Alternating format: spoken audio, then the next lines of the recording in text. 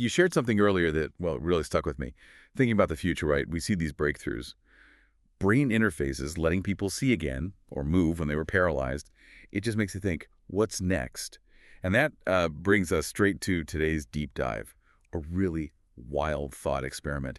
It's about taking this tech and applying it to a totally different species. It is pretty out there, isn't it? The central idea, the core of it, is building a VR world, but specifically for a newborn An octopus. octopus, wow, okay. Yeah. And it means, adapting neural interfaces for its nervous system, which is famously distributed, not centralized like ours, then using complex models, AI probably, to simulate, well, land, a terrestrial Oh, environment. hold on. So an octopus born into VR, experiencing only land. So it would sort of think it's a land creature Yeah. because that's all it knows. That was the hypothesis, yeah. Its entire self-concept forms around this simulated reality. It never experiences the ocean. Wild. But you mentioned it goes further. It's not just the VR part. Exactly. That's sort of the first stage. The longer term vision is, well, could this octopus eventually transition, move from the virtual reality into an actual physical cybernetic body designed for A land? cybernetic octopus, like robotics. Pretty much. Advanced robotics, maybe sophisticated life support. Yeah. Some people call it the brain in a jar idea, hmm though maybe that's a bit crude. But the potential outcome could be a drastically longer lifespan. Okay, that is a radical leap. What's the thinking behind even proposing this? The justification, Well, the material we looked at brought up an interesting, maybe provocative point. It asks, if we, as a society, find it acceptable to eat octopuses, which many people do, yeah. right, then shouldn't we also perhaps consider other interactions, even ones that might dramatically enhance their lives, their potential, giving them like an evolutionary fast forward? Hmm. That definitely makes you pause. It reframes the relationship, doesn't it? It does. It suggests exploring possibilities that could arguably improve their existence rather than just end it. Okay, let's dig into the tech hurdles here. Adapting neural interfaces to that distributed nervous system.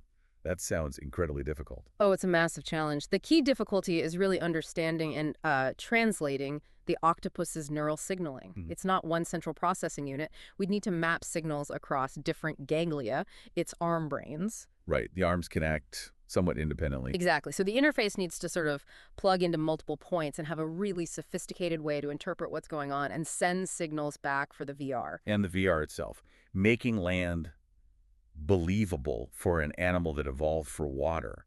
What do you even focus on? You'd likely prioritize the crucial land-based senses. So tactile feedback, simulating the feeling of ground under, under its cybernetic limbs eventually. Visuals suited for air, not water. Mhm. And proprioception, that sense of where your body is in space, which is totally different out of water. Okay, then the really big jump, VR to a physical body.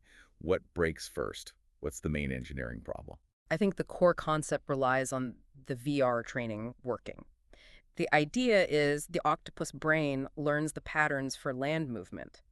The challenge is then building a physical body, the cybernetics, that can actually receive those exact signals and execute them properly. It's a massive integration problem. Making the hardware compatible with the software the octopus developed in VR. You could put it that way, yeah. A seamless connection. Okay, so beyond the, frankly, mind-bending tech, hmm the ethical side, that comparison to eating them was potent. What other ethical angles came up? A big one is obviously anthropomorphism. Are we just projecting human desires onto the octopus?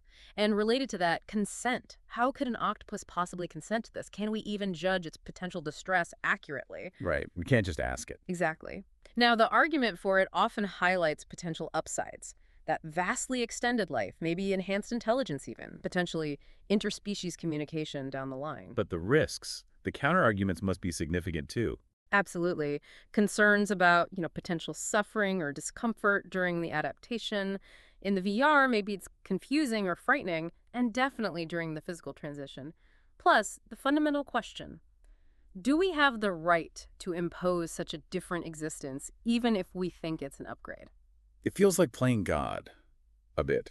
That phrase definitely comes to mind for some. The source material had that analogy, right? The ant and the human. How did that fit in? Ah, yes.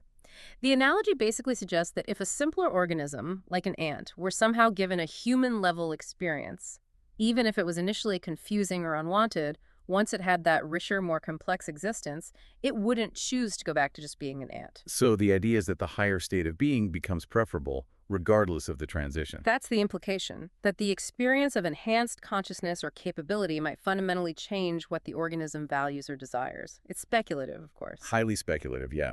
So wrapping this deep dive up, after exploring this whole thought experiment, what's the lingering question, the big takeaway? I think it forces us to confront the implications of our rapidly advancing technology meeting our slowly evolving understanding of animal intelligence and sentience. The really profound question is, what does it mean if we gain the power to fundamentally alter the evolutionary trajectory of another intelligent species?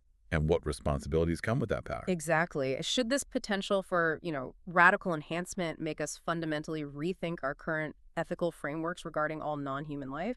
It's a heavy question to ponder.